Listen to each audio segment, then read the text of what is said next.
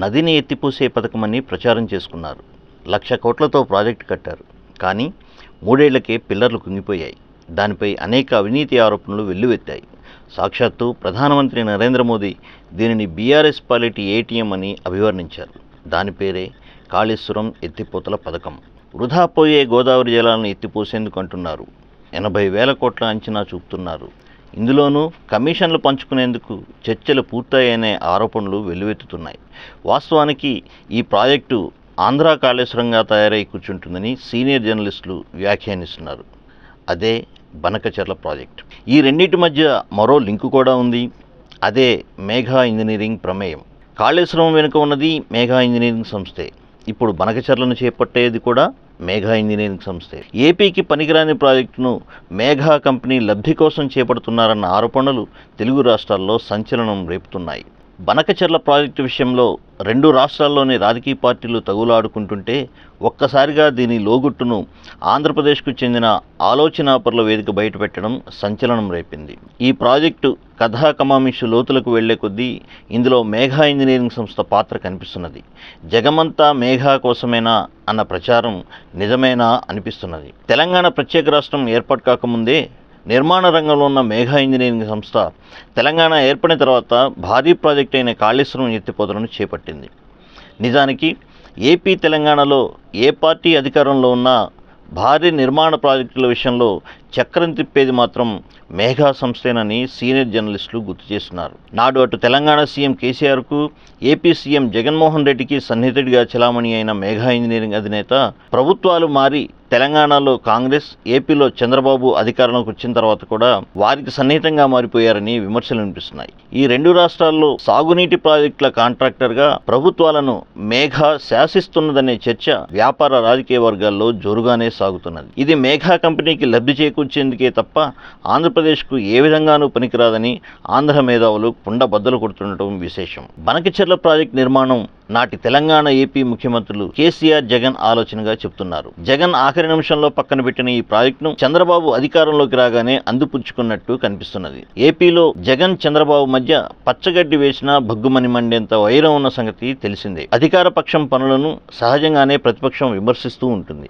కొన్నిసార్లు వాస్తవాల ఆధారంగా కూడా ఈ విమర్శలు ఉంటాయి. కానీ బనకచెర్ల విషయంలో మాత్రం ప్రతిపక్ష నేత జగన్ మౌనం దాల్చడం రాజకీయ వర్గాల్లో చర్చనీయాంశంగా మారింది. దీని వెనుక అసలు సంగతిని చూసే ముందు బనకచెర్ల ప్రాజెక్టు విషయంలోకి వస్తే రాష్ట్ర విభజన తర్వాత కేంద్ర జలశక్తి శాఖ మంత్రి ఉమాభారతి అధ్యక్షన 2016 సెప్టెంబర్ 21న అపెక్స్ కౌన్సిల్ సమావేశం జరిగింది. ఆ సమావేశానికి నాటి ముఖ్యమంత్రుల హోదాలో తెలంగాణ నుంచి కేసీఆర్, ఏపీ నుంచి చంద్రబాబు హాజరయ్యారు. ఈ సమావేశంలోనే గోదావరి బనకచెర్ల అనుసంధాన ప్రాజెక్టుకు అంకురార్పణ జరిగిందని సీఎం రేవంత్ రెడ్డి ఇటీవల ఆరోపించిన విషయం తెలిసిందే. అలాగే 2019 ఆగస్టులో ప్రగతి భవన్లో తెలంగాణ, ఏపీ సీఎంలు కేసీఆర్, జగన్లతో ఒక సమావేశం జరిగింది. ఆ సమావేశం తర్వాత తదుపరి సమావేశాలలో దీనికి కేసీఆర్ ఆమోదం తెలిపినట్లు ప్రచారం జరుగుతోంది. జగన్ ఈ ప్రాజెక్టు కోసం వ్యాప్కోస్కు సర్వే బాధ్యతలు అప్పగిస్తే అప్పట్లోనే నివేదిక ఇచ్చింది. దీనిపై ముందుకు వెళ్లడానికి సిద్ధమయ్యే లోపలే ఎన్నికలు వచ్చాయి. దాంతో ఎన్నికల తర్వాత చూద్దామని జగన్ ఆగినట్లు చెబుతున్నారు. ఎన్నికల తర్వాత చంద్రబాబు అధికారంలోకి వచ్చారని, దీంతో మేఘా కృష్ణారెడ్డి స్వయంగా చంద్రబాబును కలిసి దీనికి ఒప్పించారని ఏపీ మేధావులు ఆరోపిస్తున్నారు. ప్రాజెక్టుకు ఫైనాన్షియల్ అసిస్టెన్స్ కూడా తానే తీసుకొస్తానని చంద్రబాబుతో కృష్ణారెడ్డి చెప్పారన్న వాదన కూడా గట్టిగానే వినిపిస్తున్నది. 80,112 కోట్ల రూపాయలతో ఈ ప్రాజెక్టుకు ఏపీ ప్రభుత్వం ఆమోదం తెలిపింది. ఈ మేరకు ఏపీ రాష్ట్ర ప్రభుత్వం కార్పొరేషన్ కూడా ఏర్పాటు చేసింది. బనకచెర్ల ప్రాజెక్టు ఏపీలో అతిపెద్ద కుంభకోణం కానున్నదనే చర్చ తాజాగా చోటు చేసుకుంటున్నది. ఈ ప్రాజెక్టు నిర్మాణానికి ఆమోదం తెలిపితే ఇచ్చే కమిషన్లో ఏపీ అధికార ప్రతిపక్షాల పార్టీలు తలా కొంత పంచుకునేందుకు డీల్ కుదిరిందన్న ఆరోపణలు వినిపిస్తున్నాయి. అందుకే ఈ ప్రాజెక్టుపై జగన్ మాట్లాడటం లేదని అంటున్నారు. ఈ ప్రాజెక్టు విషయంలో చంద్రబాబు, జగన్ తెర వెనుక చేతులు కలిపారన్న అనుమానాలను ఏపీకి చెందిన మేధావులు వ్యక్తం చేస్తున్నారు. బనకచెర్ల నిర్మిస్తే అది ఆంధ్ర పాలిటీ కాళేశ్వరంగా తయారై కూర్చుంటుందని ఏపీకి చెందిన సీనియర్ జర్నలిస్టు ఒకరు వ్యాఖ్యానించారు. పౌర సమాజం, మేధావులు, జర్నలిస్టు నుంచి వ్యతిరేకత వచ్చినా మరో కుంభకోణం అవుతుందని హెచ్చరిస్తున్న చంద్రబాబు పట్టించుకోకుండా ప్రాజెక్టుకు ఆమోదం తెలిపి ఆ వెంటనే కార్పొరేషన్ ఏర్పాటు చేశారని ఆయన పేర్కొన్నారు. తెలంగాణలో కాళేశ్వరం ప్రాజెక్టు 80,000 కోట్ల అంచనాతో చేపట్టారు. దీన్ని 2 టీఎంసీల ఎత్తిపోతల కోసం తయారు చేశారు.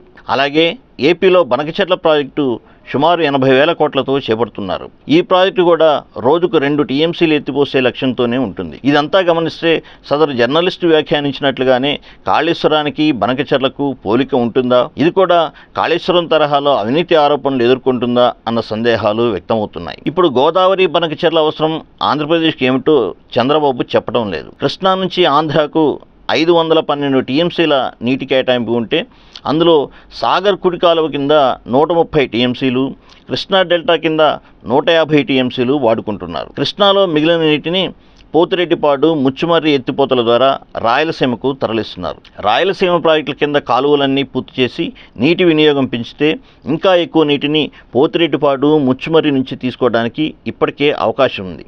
ఇవి కాకుండా గోదావరి పట్టుసీమ నుంచి 80 నుంచి 100 టీఎంసీల నీటిని కృష్ణానదికి ఆంధ్ర తెచ్చుకుంటున్నది. కొత్తగా బనకచెర్లలో ఎత్తిపోయాల్సిన అవసరం ఏమీ లేదు. గోదావరి నుంచి కృష్ణాకు తీసుకొస్తున్న నీటిలో రాయలసీమకు, తెలంగాణకు నికర జలాల వాటా ఇస్తే బనకచెర్లకు కొత్తగా నీటిని తేవాల్సిన అవసరం లేదు. శ్రీశైలం, సాగర్లలో ఆంధ్ర వినియోగం తగ్గించి రాయలసీమకు కేటాయిస్తే ఇంత భారీ ప్రాజెక్టు అవసరం లేదు. ఇప్పటికే రాయలసీమకు 200 టీఎంసీలకు పైగా నీటిని తరలించే కాలువలు, నిల్వ చేసే రిజర్వాయర్లు పూర్తయి వినియోగంలోకి కూడా వచ్చాయి. వీటిల్లో చాలా చోట్ల డిస్ట్రిబ్యూటరీ కాలువలు నిర్మించలేదు. కొద్దిపాటి ఖర్చుతో ఈ కాలువల నిర్మాణం పూర్తి చేస్తే రాయలసీమ బీడు భూములకు సరిపడా నీళ్లు అందుతాయని ఆంధ్ర మేధావులు చెబుతున్నారు. గోదావరి నుంచి తెచ్చే జలాలను సాగర్ కుడి కాలువకు, గుంటూరు, ప్రకాశం, నెల్లూరు, పశ్చిమ మెట్ట ప్రాంతాలకు నీరందిస్తే 15,000 కోట్లతో పని పూర్తవుతుంది. ఈ అవకాశాలన్నింటినీ పక్కన పెట్టి ఏదో రాయలసీమను ఉద్ధరించడం కోసం ఈ ప్రాజెక్టును తీస్తున్నామని చెప్పడం మోసపూరితమని ఒక సీనియర్ జర్నలిస్టు వ్యాఖ్యానించారు. ఇది ఆనాటి రాజశేఖర రెడ్డి కాలం నాటి ధన యజ్ఞాన్ని గుర్తు చేస్తున్నదని ఆయన అభిప్రాయపడ్డారు.